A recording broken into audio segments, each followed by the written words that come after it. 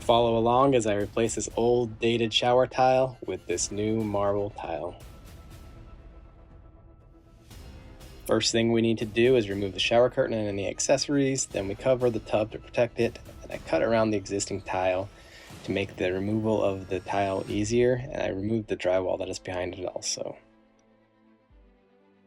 After our giant mess is cleaned up, we can begin installing the backer board. Make sure you use the appropriate screws to go through the cement or whatever material you're using. So my camera dies in 3, 2, 1, but we're left with this. Make sure you use fiberglass mesh tape and thin set to cover all the joints, and then I covered with 2 coats of Red Guard moisture barrier. Here I'm setting out the tile to get an idea of the layout and fit. Then I began adding sections of thin set and working my way up the wall.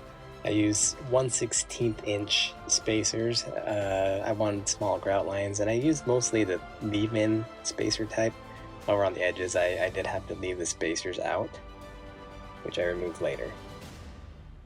You'll notice that I went all the way to the ceiling with the new tile, where the old tile only went about 3/4 of the way up. Then you'll begin working on the sides, kind of repeating the same process.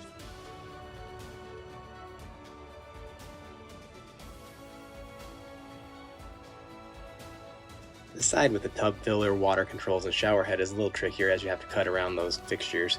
Just make sure you use the appropriate spacing there so it's not too little or too much gap around the tile.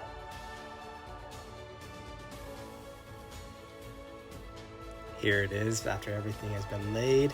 Notice all the spacers are still there, so I have to clean that up. Now I'll begin removing all the spacers that are still hanging out, and also kind of cleaning up any grout lines that have any thin set that may have squeezed between it. Then I'll begin grouting using an iron color grout is what we selected. I grout the entire surface, and then I begin to sponge it down, wiping off the excess. Of course, it takes a couple times wiping it down. So what do you think? You like the old one or the new?